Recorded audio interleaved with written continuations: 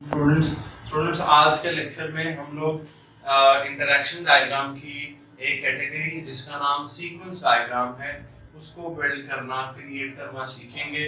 पहले हम ये देखते हैं कि भाई इंटरैक्शन डायग्राम्स बनाई क्यों जाती है। इंटरैक्शन डायग्राम्स का पर्पस है कि जो ऑब्जेक्ट्स हैं जो हम लोगों ने क्लास डायग्राम्स आइडेंटिफाई की थी उन क्लासेस के दरमियान जो इंटरैक्शन है जो कम्युनिकेशन है उसको शो करवाया जाए।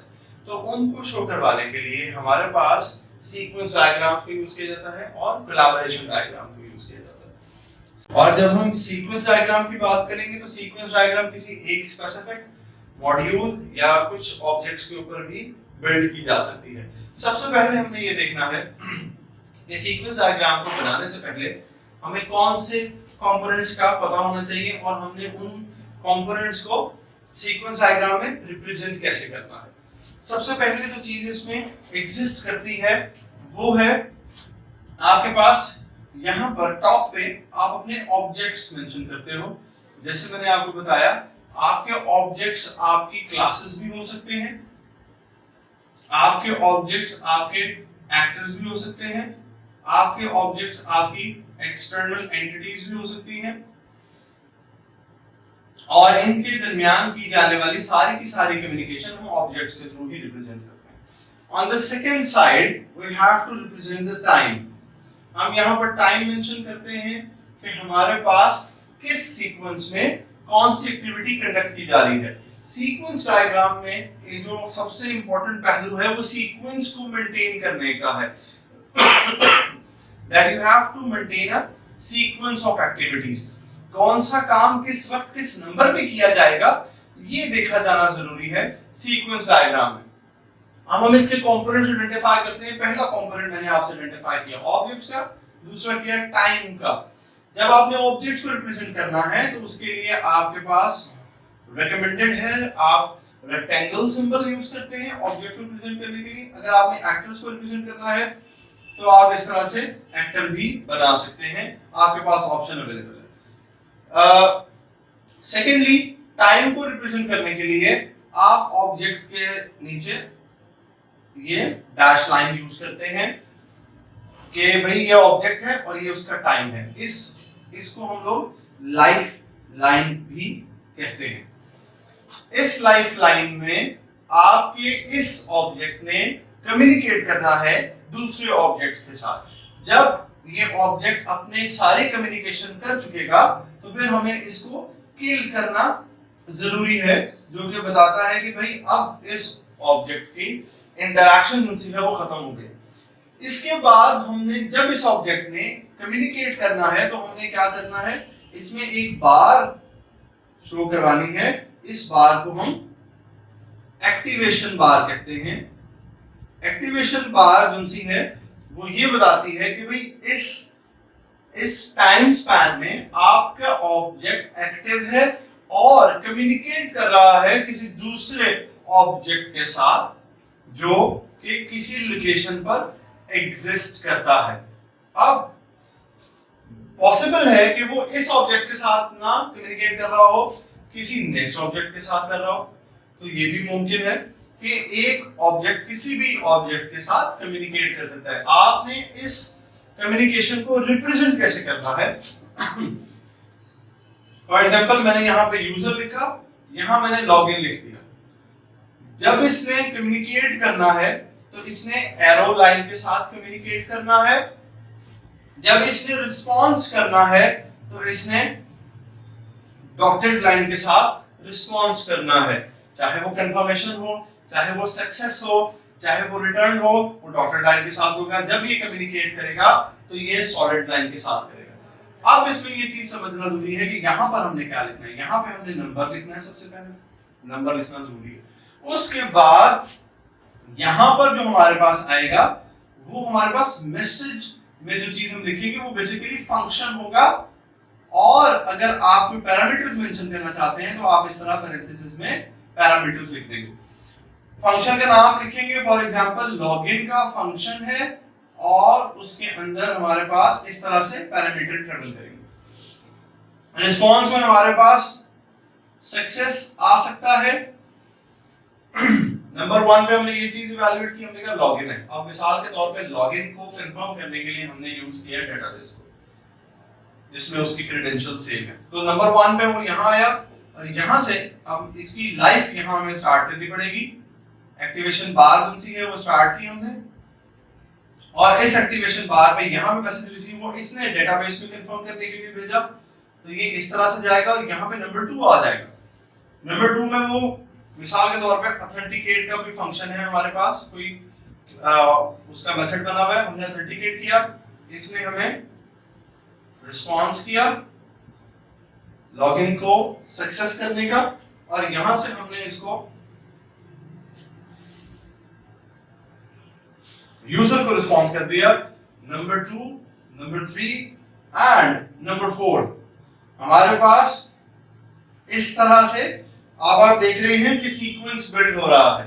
अब मिसाल के तौर पे हम कहते हैं कि भाई ये जो लॉगिन की एक्टिविटी है ये यूजर मल्टीपल टाइम अटेम्प्ट कर सकता है। फॉर एग्जांपल हम कहते हैं यार यूजर ने पासवर्ड 3 दफा अटेम्प्ट करवा दो, 3 दफा एंटर करवा दो, तो फिर हम क्या करेंगे, हमें लूप लगाना पड़ेगा। अगर हमने ऑथेंटिकेशन को चेक करना है तो फिर हमें इफ लगाना पड़ेगा। तो कंडीशन के लिए हमें क्या करना है, अब हम नेक्स्ट सिचुएशन पे आ रहे हैं। जब भी हमने कंडीशन अप्लाई करनी है तो कंडीशन के लिए मैं यहाँ साइड पे लिख देता हूँ, कंडीशन के लिए हम लोग स्क्वायर ब्रैकेट्स को यूज करेंगे और हम इसमें जो हमारे इफ कंडीशन होगी उसको राइट डाउन कर देंगे। सेकेंडली लूप यूज हो सकता है, लूप के लिए हम सिमिलरली स्क्वायर ब्रैकेट्स को यूज करेंगे लेकिन उसके साथ स्टैटिक का सिंबल लगाएंगे। स्टैटिक के साथ हम अपना लूप जैसे यहाँ पे हम देख सकते हैं एग्जांपल में कि मैंने थोड़ा सा चेंज किया इसको, पॉइंट नंबर 2 को यहाँ पे मैंने इफ कंडीशन, जैसे मैंने आपको बताया कि if condition should be mentioned like this in the square brackets. So if you can see this example that user send the data in the login process and that function would send the data towards the database to authenticate the user, and I have put all those information in the if condition. If condition mentioned over here is to authenticate the user from the database. अगर वो user authenticate हो जाता है, if that user got authenticated, the database send a reply which is true. True is the response and that true is send the status to user which shows the display screen. Login screen user को यहाँ पर नजर आ जाएगी। इसी तरह से हम जो जिनसा है वो for each को, for each PHP का जिनसा है वो लूपिंग स्टाइल है, हम स्टैटिक के साथ लूप को मेंशन करते हैं। एक तरीका तो ये है कि हम उस सारे के सारे लूप में for each में उसको मेंशन कर दें, लूप को मेंशन कर दें। दूसरे स्टूडेंट्स यहाँ पे आप देख सकते हैं कि हमने एक शॉपिंग कार्ट की सीक्वेंस डायग्राम जिनसी है वो बिल्ड की है। इस डायग्राम को हम अंडरस्टैंड करने की कोशिश करते हैं। कुछ ऑब्जेक्ट्स इसमें हमने मेंशन किए हैं, ये स्पेसिफिक सिनेरियो है सिर्फ शॉपिंग कार्ट का। जैसे मैंने आपसे पहले कहा था कि आप हर तरह के सिनेरियो को इसमें पुट कर सकते हैं, तो हमने अपनी रिक्वायरमेंट्स को मद्देनजर रखते हुए एक ऑनलाइन शॉपिंग कार्ट को जिनसे है वो रिप्रेजेंट करने की कोशिश की है सीक्वेंस डायग्राम में। कौन कौन से इसमें ऑब्जेक्ट्स हैं अगर आप देखें तो इसमें हमारे पास कस्टमर है, कार्ड है, चेकआउट है, पेमेंट है और बैंक है। अब इसमें जो चीज मैंने आप लोगों के लिए स्किप की थी वो मैं अभी यहाँ पर कंप्लीट करता हूँ, वो है एक्टिवेशन बार। जैसे ही हमारा ये काम शुरू हुआ हमें पता है कि हमने एक्टिवेशन बार बनानी होती है, ये मैंने आप लोगों के लिए एक्टिवेशन बार बनाई और यहाँ मैंने इसको किल किया। सिमिलरली इसके लिए एक्टिवेशन बार कौन सी है वो बनाई जाएगी ताकि इसकी कम्युनिकेशन को रिप्रेजेंट किया जा सके, और इसकी एक्टिवेशन बार यहाँ से हमारे पास किल हो जाएगी। सिमिलरली हम इनकी एक्टिवेशन बार बनाएंगे कि जब हमने इस पोर्शन को यूज किया तो हमने जब इस ऑब्जेक्ट को यूज किया तो हमने इसकी कौन-सी है वो एक्टिवेशन बार बिल्ड की। सिमिलरली इसकी एक्टिवेशन बार हमारे पास इस सिनेरियो में यहाँ तक आती है, ये हमारे पास एक्टिवेशन बार आ गई और हमने यहाँ पर इनको किल कर दिया। ये वो कंपोनेंट्स है जो हम लोगों ने लास्ट सेशन में डिस्कस किए थे कि भाई कौन कौन सी हमें एक्टिवेशन बार हमने किस तरह से रिप्रेजेंट करनी है। अच्छा, अब इसमें जो कॉन्सेप्ट हम लोगों ने समझना है, देखिए क्या हुआ स्टेप नंबर 1 पे ऐड टू कार्ट। कस्टमर एक ऑब्जेक्ट है जिसने ऐड टू कार्ट के फंक्शन को कॉल किया, कार्ट के पास गया, प्रोडक्ट ऐड हो गई। सेकंड नंबर पे हमारे पास नंबर 2 पे हमारे पास एक्नॉलेजमेंट आ गया। एक्नॉलेजमेंट इज अ कंफर्मेशन जो हमें पॉपअप आता है कि भाई आपकी कार्ट में प्रोडक्ट सक्सेसफुली ऐड हो गई है। प्रोडक्ट कार्ट में ऐड करने के बाद यूजर के पास ऑप्शंस आते हैं। क्या ऑप्शंस आ सकती हैं? हमने यहाँ पे इफ कंडीशन में रिप्रेजेंट किया है। हमने कहा यूजर सेलेक्ट करेगा ऑप्शंस कौन-कौन सी, या तो वो कंटिन्यू कर सकता है, दोबारा से ऐड टू कार्ट या शॉपिंग पे जा सकता है, या वो चेकआउट पे जा सकता है, या वो फिर अपनी एग्जिस्टिंग कार्ट को अपडेट कर सकता है। यहाँ पे अगर आप देखें तो मैंने एक बॉडी मेंशन की है। ये बॉडी इफ को रिप्रेजेंट कर रही है सारी की सारी, कि इफ के अंदर हम लोगों ने इस सेक्शन को पुट किया है।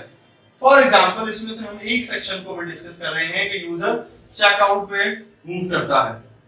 अगर यूजर चेकआउट पे मूव करता है तो फिर क्या होगा? चेकआउट पे जब मूव करेगा तो अपनी पर्सनल डिटेल्स एंटर करेगा चेकआउट पे जाने के लिए। पर्सनल डिटेल्स में जाहिर सी बात है उसका एड्रेस, उसका नेम, उसका फोन नंबर, ईमेल एड्रेस, ये सारी चीजें आएंगी, और जो उसने प्रोडक्ट बाय की होंगी वो ऑटोमेटिकली यहाँ सेंड हो जाएंगी। चेकआउट पे जब वो यूजर आता है तो फिर उससे पूछा जाता है कि भाई आपने पेमेंट मेथड क्या होगा। तो पेमेंट मेथड के लिए आप यहाँ पे देख सकते हैं मैंने एक और इफ कंडीशन लगाई है। इस इफ के अंदर एक और इफ लगाया है जो कि उससे पेमेंट मेथड डिस्कस कर रहा है। अगर यूजर हमारा पेमेंट मेथड सिलेक्ट करता है बैंक को, तो उस केस में वो अपनी क्रेडिट कार्ड या बैंक डिटेल्स एंटर करेगा। वो जो बैंक डिटेल्स एंटर करेगा वो बैंक उसकी डिटेल्स को वेरीफाई करेगा। वेरीफाई करने के बाद उसको रिस्पॉन्स करेगा। रिस्पॉन्स हमारे साइट पर पोर्टल पे किया और हमारे पोर्टल ने उसको ट्रांजैक्शन का रिस्पॉन्स जनरेट कर दिया, और ये सारे के साथ इफ कंडीशन में एग्जीक्यूट हो रहा है। अगर इसमें कोई फ्लॉ आता है, कोई प्रॉब्लम आती है, एरर आता है या फेलियर आता है ट्रांजैक्शन में, तो कस्टमर को रिस्पॉन्स किया जा रहा होगा और कस्टमर अपनी ट्रांजैक्शन को दोबारा से जनसा एग्जीक्यूट कर सकता है। ये एक शॉपिंग कार्ट है। मैंने आपको पहले अर्ज किया कि इसके अंदर अपनी मर्जी के कंपोनेंट्स, ऑब्जेक्ट्स और सिनेरियोज को ऐड किया जा सकता है। That is all. Thank you.